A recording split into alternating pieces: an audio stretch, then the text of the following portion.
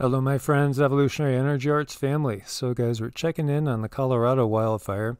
It's grown by more than 100,000 acres in a day and has forced hundreds to flee, including an entire town. The East Troublesome Fire jumps the Continental Divide amid gusty winds and drought conditions. So, the blazes have burned the second most acreage since 2000 and include the state's two largest on record. One of Colorado's smaller fires exploded late Wednesday at 30 square miles, from 30 square miles, I should say, to 196 square miles, and closed the Rocky Mountain National Park. Normally, snow would help tamp down the devastation by this time of year, but a drought across Colorado and warming temperatures have dragged out the season. So usually you don't see October fires get so large, but you could see them from 30,000 feet here. Quite an impressive sight. So we need to start praying for some rain and snow throughout this area. Hopefully this whole area from Colorado down into New Mexico, over into Utah, and also Arizona, Nevada, and California. Boy, we could definitely use some rain and snow. Luna Fire is 10,000 acres, and this is in New Mexico.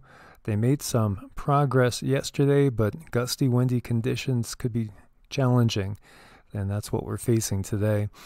And these fires are all over, and as you see here, this is down in South Africa. So South Africa is facing some incredible fires as well, and it's devastating, again, the crops. And this is something we're seeing globally.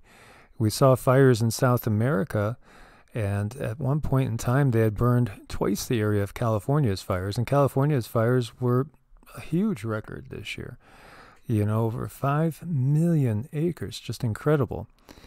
And meanwhile, we have 3 volcanoes in Kamchatka that explode simultaneously, and we have seismic swarm continuing in the Rajankis Peninsula in Iceland.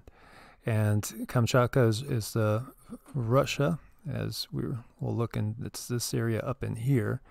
And of course, we had that large quake over in Alaska. We still have some aftershocks coming through. And this is the area we're talking about here. As today we see a 4.7 over there, we see a 4.6, another 4.7. It's an interesting, too, because we've been getting some curious quakes, like way off of any plate boundaries. Here we have 4.6, way up in Canada towards the Arctic Circle. And we did have a couple of interesting ones, too, like over in China. There's a 5.1. We have plenty of swarming going on in the western United States, as typical. As we see, lots of stuff going on over here in the San Andreas, going down into the San Jacinto. Thankfully, we don't have that same type of swarming that saw just incredible numbers of quakes, and like 500 quakes we were watching down there in a 24-hour period before. But you still have activity in China Lake. You still have activity going on west of Tonopah as well. And we have quite a bit of activity going on in Utah as well right now. So guys, as always, thank you for your support on Ko-Fi and Patreon. God bless and namaste.